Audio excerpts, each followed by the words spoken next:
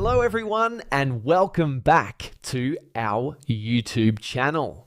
In this video, I'm going to show you how to fix Janitor AI app not working. First, we'll start with something very simple yet powerful. So over the time, apps store temporary files to load faster, but sometimes those files get corrupted and the app starts acting weird. To resolve this issue, we will first head over to our device settings.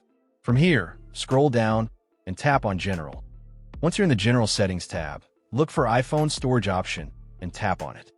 Over here, you can either search for the app or you can scroll down and look for it. Then tap on the app. On the next screen, you need to tap on the Offload app option. A confirmation pop-up will come up. Now tap on the Offload app option here.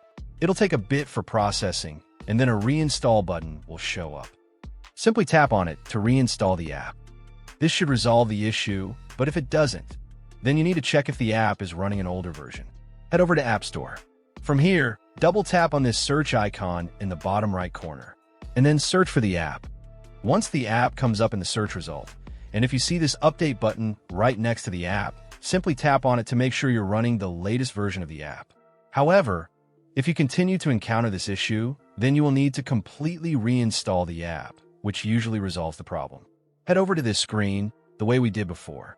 And over here, tap on the Delete App option here to uninstall the app from your device. A confirmation pop-up will come up. Now tap on the Delete option here. Once uninstalled, open up App Store and search for the app in the search bar.